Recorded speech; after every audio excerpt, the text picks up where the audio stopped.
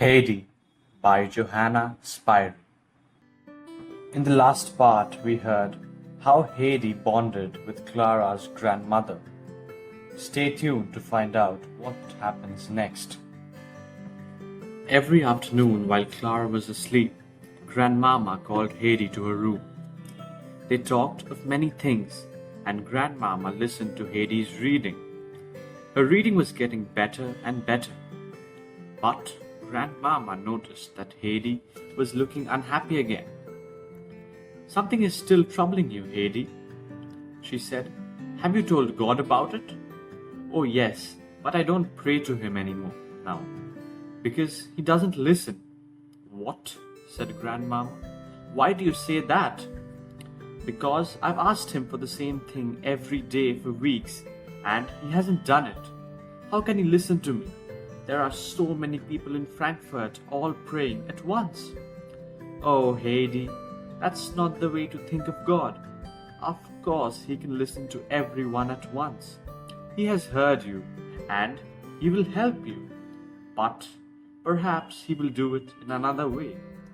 You must see, God knows what is best for us.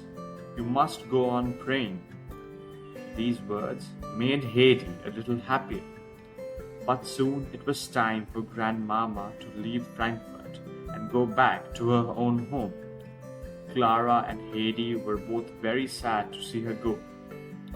Heidi couldn't read to Grandmama now. So the next day she began to read a story to Clara.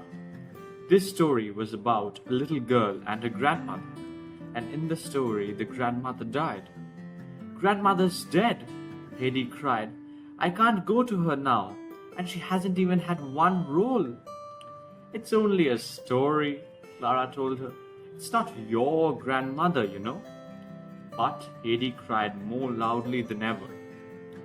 She knew the story wasn't true, but perhaps grandmother would die while she was far away. Just then Mrs. Romer came in. "Stop that terrible noise, Adelheid," she said angrily.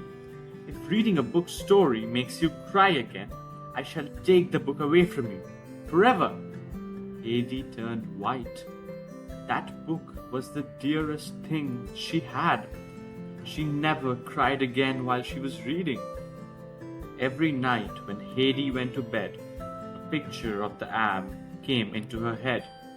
There was the green hillside, the snowy mountains, the little wooden house, and grandfather himself. Was he even alive?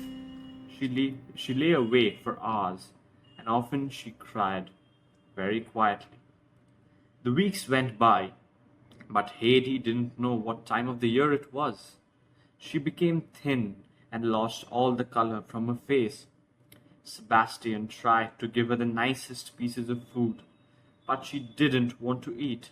She still prayed to God every evening to send her back to the Alp. But now she was losing all hope. Something very strange was going on in the Seaman house. One morning Sebastian came down and found the brick front door open. "A thief has got in," he thought. The servants looked in every room, but nothing had been stolen. That night Sebastian turned the key in the door very carefully. But in the morning it was wide open again. The same thing happened day after day. At last Mrs. Romer said, "Sebastian, you and John must sit up tonight and see what happens." The two servants waited in the room near the front door, but they had had a big dinner, and by 12 o'clock they were both asleep. John woke suddenly. "I heard something," he cried, and ran out of the room. Sebastian heard a shout. Then John came back. "I saw it," he said. A white thing on the steps. The doors opened again." All the other servants were afraid when they heard John's story the next day. "It's a ghost. There's a ghost in the house," they said. Clara heard the story and became very afraid. So Mrs. Romer wrote to Mr. Seaman, asking him to come home because Clara was in danger. When Mr. Seaman came, he didn't believe the story of the ghost. "It must be a person," he said. "I'll sit up tonight and catch your ghost." He sent for his old friend, Dr. Classen, who was also Clara's doctor. He had been to the house once or twice while Heidi was there. "Is Clara ill?" the doctor asked when he came. "No, she's asleep in bed. I want you to help me catch a ghost." He told the doctor about it. The two men sat in the small room near the front door. They were talking and drinking, and the hours went by quickly. On the table beside them were two guns. It was nearly 1 o'clock. "Seaman, don't you hear something?" And the doctor suddenly started listening. Yes, someone was turning the key of the front door. Slowly and quietly they went out of the room, carrying their guns. The big front door stood wide open. Moonlight fell on a little thing standing on the doorstep. It was white. "Who's there?" cried the doctor. The white thing turned around. It was Heidi in her white night dress. She looked very afraid as she saw the two guns pointing at her. "So it's a little Swiss girl," cried Mr. Seaman in great surprise. "What are you doing here, child?" "I don't know," Heidi said in a strange voice. "She's walking in her sleep," the doctor said. "Leave her to me. I'll put her to bed." He carried her up to the bedroom and laid her on the bed. "You're all right now," he said. "Now tell me, child, where did you want to go?" "I thought I was at home in grandfather's little house, and I could hear the wind in the fir trees, and I wanted to see the stars in the sky. So I ran to the door and opened it. The same thing happens every night, but when I wake up, I'm still in Frankfurt." "Are you happy in Frankfurt?" he asked. Heidi didn't answer. The doctor went on. "And where is your grandfather's house?" "In the mountains. It's so beautiful. I want so much to—" She began to cry quietly. "Go to sleep now, child. Tomorrow everything will be all right." The doctor left her. "The child is walking in her sleep because she's unhappy," told Mr. Seaman. "She wants to go home. Didn't you see how thin and white she is?" "Unhappy?" cried Mr. Seaman. "Thin, white, in my house, and nobody has noticed it? You must send her home at once." "But I can't send her back to her grandfather like this. We must make her well again first, and then send her." "No," said the doctor. "It's dangerous to wait. She must go. Tomorrow." At the first light of day, Mr. Seaman called Miss Romer and all the servants to the dining room. They thought he wanted to tell them about the ghost, but he said nothing about ghosts. He told them that Heidi was going on a journey. "Miss Romer, please put the child's things into a big box. Sebastian, go and bring the young woman, Deity, from the house where she works. John, see the carriage and the horses. Jeanette, wake Heidi and dress her." He hurried off to tell Clara what was happening. Poor Clara was very sad to hear that she must lose her little friend. But her father told her that next summer she could go to Switzerland herself to see Heidi. Then Heidi's box was brought into Clara's room so that she could put in some of her nice dresses for Heidi. Sebastian came back with Deity. Mr. Seaman told her about Heidi's trouble. "I want you to take her home to her grandfather today," he said. "Oh, I'm sorry," said Deity quickly. "I can't do that. We are much too busy today, and tomorrow too, and I can't the next day." "I see," said Mr. Seaman shortly. He sent Deity away and told Sebastian that he must make the journey with Heidi. Then he wrote a letter for Heidi's grandfather. He called Heidi to the dining room. "Well, what do you say to this?" he asked her. She looked at him in surprise. Jeanette had woken and dressed her without saying a word. "You don't know? We're going home today." Home? Her face turned white. "Don't you want to go?" "Oh, yes, I do." Was it really true? She ran up to Clara's room. Clara showed her the things she had put in the box and gave her a basket. In it were 12 white rolls for grandmother.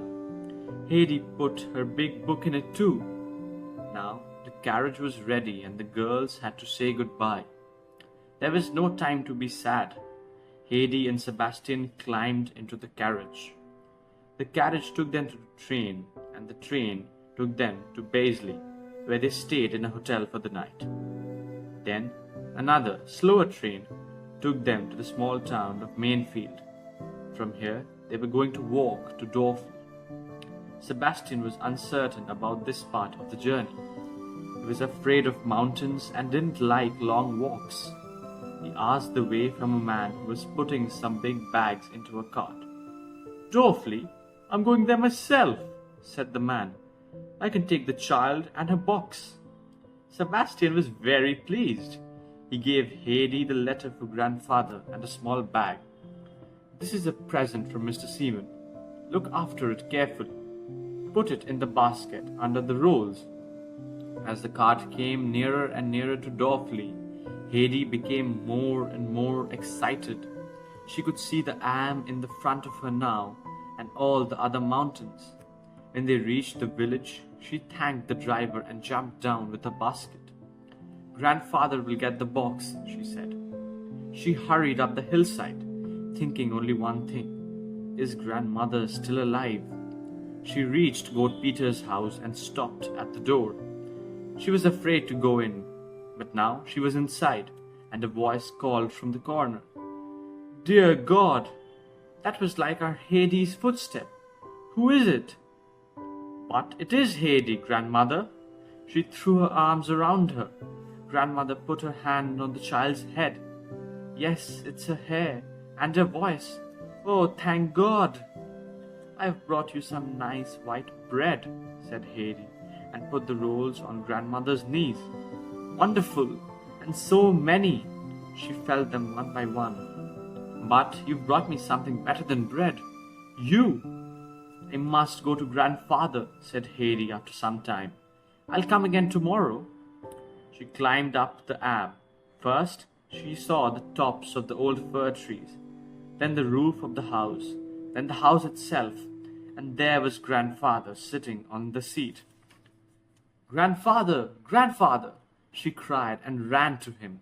They couldn't speak for some time. "Did they send you away?" he said at last.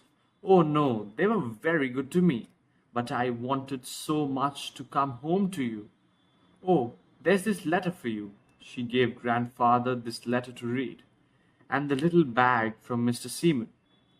He looked in the bag. "This is money for you, a lot of money. Put it in the cupboard." They went inside and Heidi ran all over the room. Then she went up the steps. "Oh, where's my bed in the hay? It's not here anymore." "It will be soon there again. Now come and have some milk."